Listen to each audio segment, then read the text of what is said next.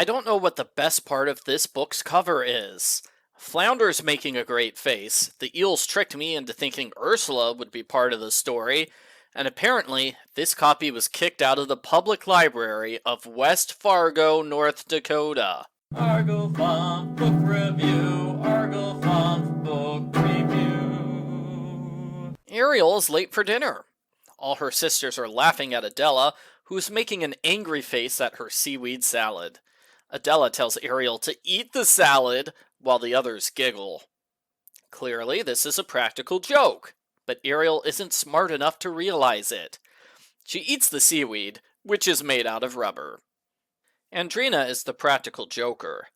I still have trouble telling Ariel's sisters apart, so I don't know if Andrina has had a storyline yet in this series.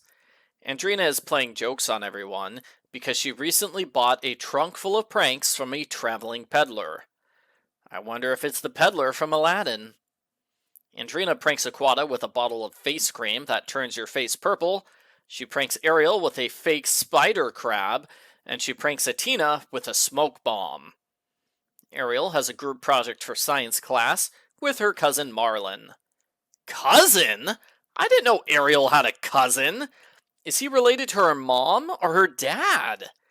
Probably mom because he doesn't seem to have royal status. Ariel takes the group's science project home. As the cover shows, Andrina pranks Ariel and Flounder with a fake jewel. When you open the jewel, you're attacked by 3 green and black spotted eels. They're green and black, not pink, cover artists. Thanks to the prank, Ariel's science project is accidentally destroyed. Ariel decides Andrina has gone too far, and she decides to do something about Andrina's trunk of pranks. Only she doesn't. In music practice, Andrina gets her sisters to prank Sebastian by mouthing words without singing, then singing as loud as possible. All the sisters agree that it's a funny prank.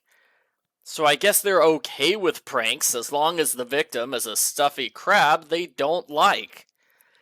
Aquata decides to counter-prank Andrina with the help of her boyfriend Nexar and Dover the butler.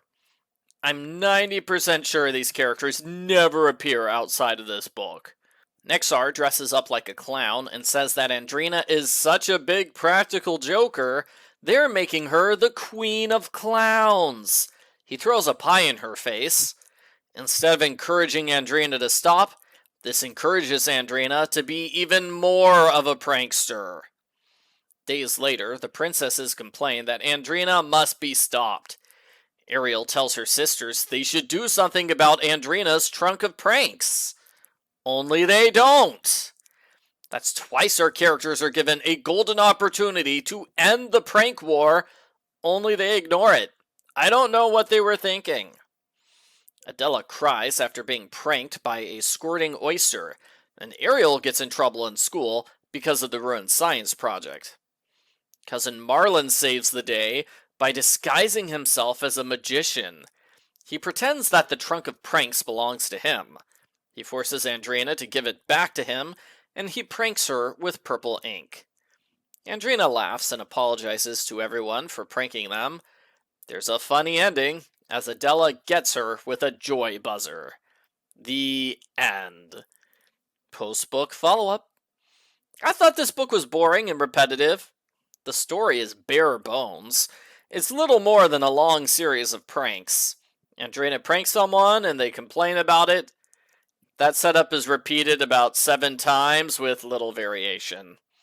I think it would have been more interesting if the prank war was less one-sided, or if Ariel had stolen the trunk of pranks halfway through the book like she thought about doing. King Triton is not in the book. I'm guessing that's because he'd probably put a swift end to the prank war. Could have been interesting if he was around for the book.